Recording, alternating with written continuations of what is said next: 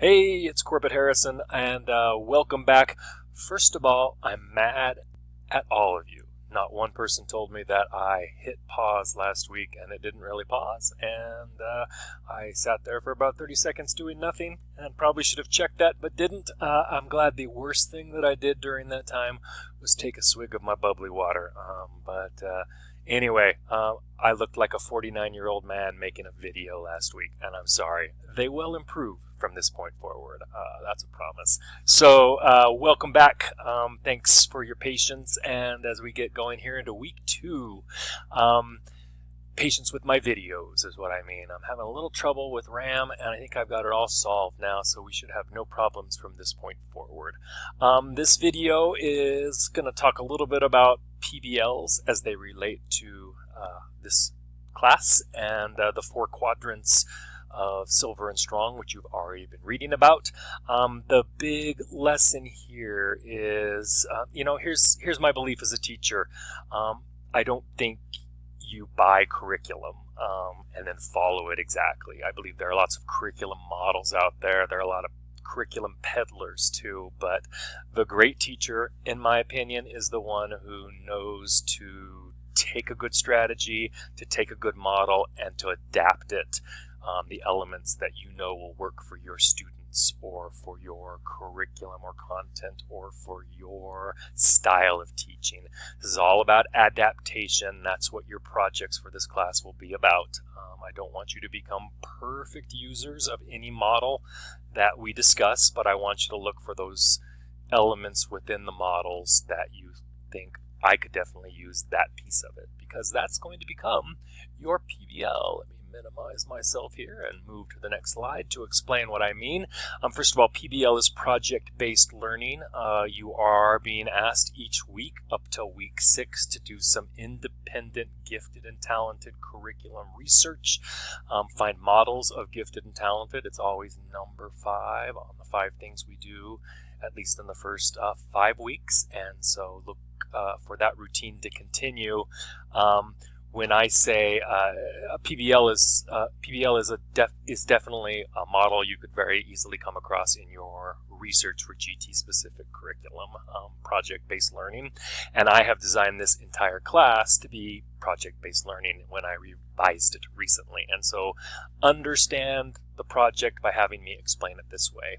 I redesigned the class so that reading is happening up to week 6, and then after week 6, week 6 to 12, that's when you're going to be doing most of your creating.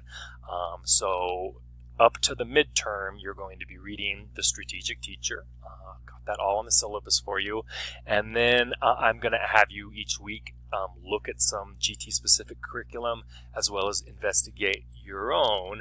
And the purpose of that is your midterm essay, your first of 2 projects for this class, PBLs, your first of 2, will be you're going to write a comparative essay where you're going to take some of the strategies you've learned about through the Strategic Teacher, some of the things you've learned about yourself as teacher and your students. You're going to take some of those strategies and you're going to mesh them, synthesize the best ideas with some of the ideas you're finding in the GT-specific curriculum that's out there, and adapt. That's the big word. I want you to try to create adaptations that you can then justify. I'm not going to give you your exact midterm essay, but that's basically what I'm asking you to do, a comparison between your favorite strategies or the most useful strategies you discovered in Strategic Teacher with the most useful ideas you discovered in GT-specific curriculum models. Now, I have 3 stacked there. I'm not saying there has to be 3, but I would think for a midterm essay to be able to talk about 3 different ones with Strategic Teacher would be a good goal to aim for. So we just put it that way. Now that's going to be in the second half of week 6. If you've looked at your syllabus recently, not recently, it was there from the beginning. If you've looked at that, you know that second half of week 6 we take the midterm essay, and then that's done. What's nice is most of the reading will be done at that point, and we'll begin project 2, which relies on the exact same reading. I'm going to have you reflect on the information in a scholarly essay form for the midterm. And then for the final project, you'll take the exact same reading and your strategies that you've talked about in the midterm, and you're actually going to not just apply them, but even take them higher up on Bloom's. I want to see them used as you design a brand new unit plan and 2 lesson plans that would fit within that unit plan. More on that later, but just so you know, because I'll get this question, a unit plan usually has more lessons than just 2. I'm not asking you to create all the lessons in the time frame that we have. I'm asking you to create using the strategies from all of our reading from the first 6 weeks to create 2 lessons that you feel really good would fall inside this good idea for a unit plan that you've come up with that's GT friendly, GT specific, and pushing GT skills that you believe in. And so 2 PBLs, a midterm and a final project. And just so you know, this week in class we looked at Renzulli. That's a famous curriculum model, several of them in fact that you probably should be aware of. This week I'm asking you to look up some information on depth and complexity with Kaplan. In future weeks we'll be doing Tomlinson, and so those are certainly curriculum models. If you find elements in them that you want to build into your own lesson or talk about in your midterm, those are certainly ones you may use. But I'm kind of hoping that everyone finds one that we don't talk about in class that's in current research, that you find something in there that particularly appeals to you as well.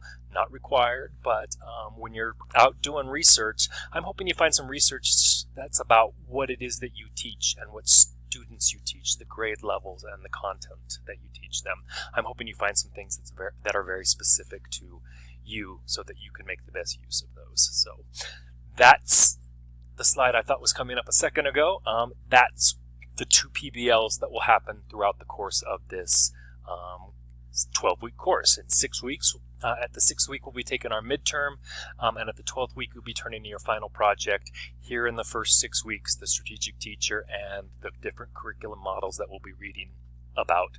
Most of the reading happening in the first half, so that in the second half you can start creating those lessons. All right, so if there are questions about that, let me know. Like I said, as we get closer to midterm and final project, you'll be getting more information, but it's valuable, I'm sure, to always kind of have in the back of your mind as you're reading strategic teacher and looking for articles, the purpose and why you're gathering them. And so those are the purposes. And then I want to talk about learning styles and multiple intelligences, mostly learning styles, because that's what Silver and Strong and Perini are focusing on with their 4 learning styles. But part of a good GT curriculum model definitely takes into consideration differentiation, and I have always said that one of the easiest ways to really start to buy into differentiation is to focus on learning styles or the multiple intelligences, and I did it from the very, very beginning. I didn't start with Kolb, but he's certainly one. There's another set of learning styles. Visual, auditory, kinesthetic is actually one I did try for a few years. My very first time I tried learning styles back in my early days of teaching, I just made sure my students had a choice of a right-brained and left-brained activity, which is probably not even real science, but I made sure they had a creative option or 2, always, and a logical option or 2. Those were good ways for me to begin differentiation. And then there are things like multiple intelligences, like Howard Gardner's. That's a lot. The nice thing about visual, auditory, and kinesthetic, that's planning 3 things. Right brain, left brain, that's planning 2 things. Howard Gardner with his 9. It's really hard to plan one lesson or one unit where all 9 are taking place. And so that's why I really enjoy Silver, Strong, and Perini. I don't know what it is about the number 4, but to me, 4 different learning styles, I can work with that, and I especially appreciate the fact that when Silver, Strong, and Perini first started putting out this information, they did provide a lot of generalizations and a lot of specific research on some studies they had done. And so I'm just going to quickly share that information because it may inspire the way that you continue to read Silver, Strong, and Perini. And so, of course, we know there are mastery learners and your interpersonal learners. Got this all from the introduction of the book, I'm sure. I asked you to take that inventory, to think about where you were as a teacher. My bet is chances are the one that you feel strongest with as a teacher is probably your first or your second place as a learner as well. Let's think about these today from a learner's perspective. So mastery learners, in our own class, we have folks who are mastery learners and mastery teachers. This small class of ours online. We have interpersonal learners. I've got the answers now, and we have understanding learners as well. A few more understanding learners than normal, I think. So that was an interesting thing for me to find. And self-expressive, of course. We always have self-expressive learners. I'm glad all are represented because it makes this experience that much more interesting. So here's one of the generalizations that Silverstrong and Perini presented when they were studying general populations and these four learning styles. These are, in general, the numbers they first presented of how many in a typical group of 100 random students, how many would be mastery learners, how many would be self-expressive learners. A third, a little over a third, mastery learners. A little over a third, interpersonal learners. And I think this divides way too evenly up. That's why I call it a generalization. 15 and 15. But what's interesting about that, so a third and a third at the top, and then just under a third in the bottom. Those are where your students will, if it was a random group of generalized students, where they generally should fall. And that's interesting information to have as you continue to read forward in the book. But what I was really fascinated by when I went back to the classroom and wanted to start really differentiated instruction was I looked at their information at-risk students. These are the numbers of students at risk of graduating high school and what learning style they're associated with. So mastery learners, they're your practice, drill students. They play school very nicely. Very few of them are at risk. That number frightens me. 63% of interpersonal learners, that's their preferred learning style if they're in the at-risk population. That's a huge number, and I think a lot about that number and thought a lot about it when I went back to the classroom. Understanding the first time I saw this information, it was 0%, and I'm glad they've adjusted it because I don't think anyone is at 0% chance at being risk.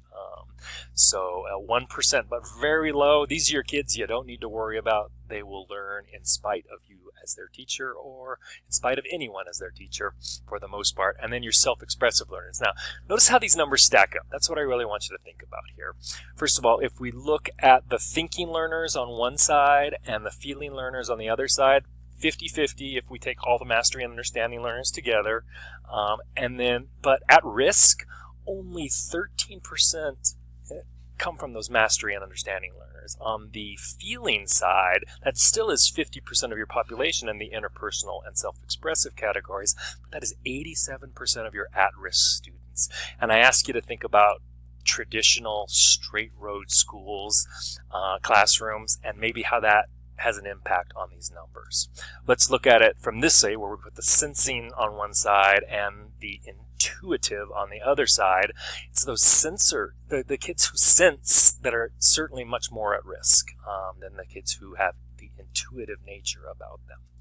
And so goal number one with this class is going to be this. You need to know what your style is. And just so you know, that's my style, and the happy face does not mean it's the right style, it's just mine, so it's my happy face. You need to know which two are your tertiary and secondary, as they will, and then you need to know which one is the one that is probably not your favorite. And that's not saying that mastery is bad by putting a sad face. That's saying that I, Corbett Harrison, need more mastery strategies because that's not my strength. I have great strengths where the green face is. I've got a lot of strategies where the white faces are, but that red face, that's given me a personal goal when I read or reread Silverstrong and Perini each time. I'm looking for new mastery strategies to try for those students.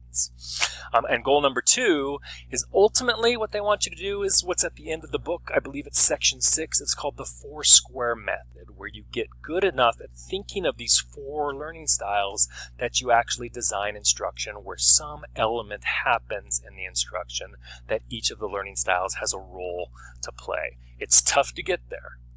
We're going to try to get close in this class, but you won't get all the way in one class. Carolyn Tomlinson said with DI, it's important to start, just start.